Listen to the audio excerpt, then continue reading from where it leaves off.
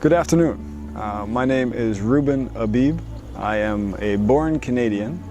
I'm from New Brunswick, actually on the east coast of Canada, but I spent most of my adult life in and around Toronto. I am the general manager of the IFE Grand Resort and Leisure, which is one of the best up-and-coming eco-cultural resorts in all of Africa. The IFE Grand Resort and Leisure is owned by His Imperial Majesty ADEYEYE, ENITAN Babatunde Ogunwusi Ojaja II, who is the OONI of IFE.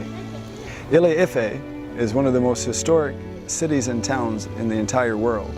It has a recorded civilization that goes back over 5,000 years. Ile-Ife is the historic homeland of the Yoruba people, who had one of the mightiest dynasties throughout all of Africa, spanning from before the 10th century until to date. It is unique in that our monarchy still exists, and Kabiyesi, which is what we call the OONI, and it means he who shall always be obeyed and can never be disobeyed. Kabiyesi is the 51st OONI of IFE in recorded history. He is a young king. He's only 44 years old. And when he came to the throne, he promised the inhabitants of Ile-Ife that he was going to bring development. And he promised that he was going to bring tourism, but a unique type of tourism, not a tourism that is based upon many negative factors that you find throughout the world. This is a tourism which is based upon the glory, the history, and the future of the Yoruba people. The Yoruba in southwestern Nigeria comprise of almost 200 million people. And that's also including Benin, Togo. You can find Yoruba as far away as Ghana, Sierra Leone, and also in the New World.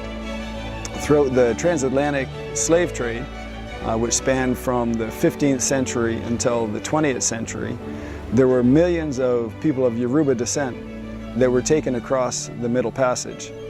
And you can find huge populations of Yoruba in Brazil, in Trinidad, in Guyana, in St. Vincent, in Grenada, in Dominica, in Jamaica, throughout the whole Caribbean archipelago, as well as in the United States of America, and even Canada.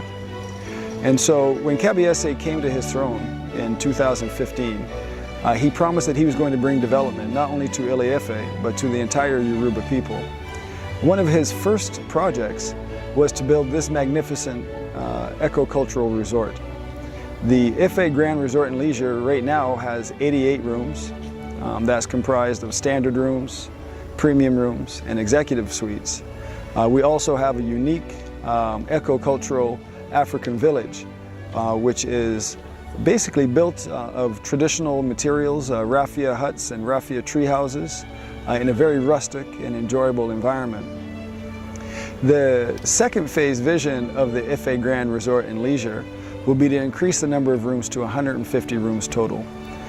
We presently have 9 horses, we have 3 swimming pools, we have a soccer pitch, we are building a 4,500 seat conference center, we have a spa and sports center that is also under construction, and we have about a 5-kilometer nature trail at the back of the resort. We sit on 328 acres completely, although we've only developed about 5 acres at this point. My role here as the general manager of the IFE Grand Resort and Leisure is not exactly the same as most general managers of resorts. My role is also to build the capacity in terms of its eco-cultural potential.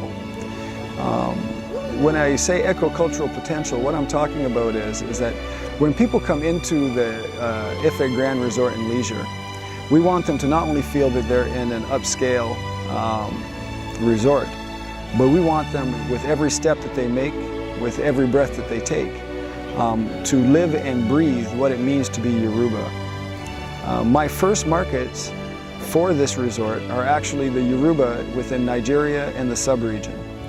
We want to be the stepping stone that they have to travel back to this ancient city of Ile-Ife, which has a population of 500,000.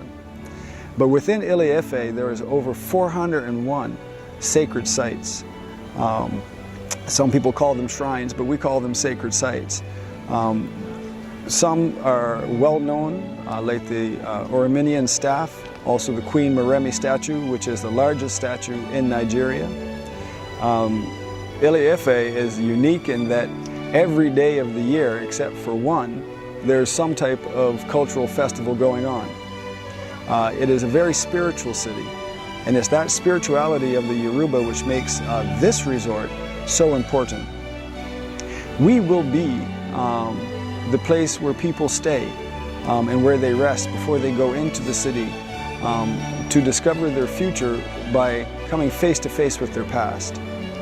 And so our role here, and my role in particular, is to build this resort, one, as a place of luxury and a serene place of relaxation and revitalization, but also to reflect that which is important among the Yoruba people.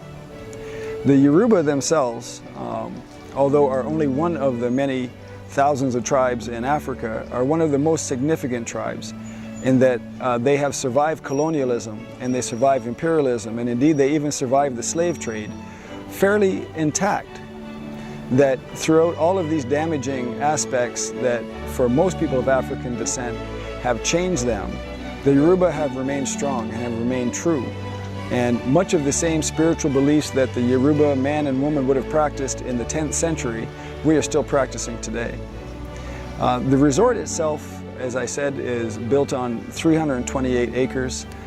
We are actually located just off of the IFE-Ibadan highway, exactly 4 kilometers from the palace of the OONI.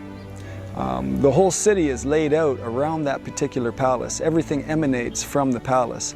And the OONI is not only a king, but he is the OONI Risha. He is the spiritual father of all of the Yoruba and the spiritual head of all of the Yoruba spiritualities. We, although are a separate business from the palace, we do operate very much as an annex of the palace.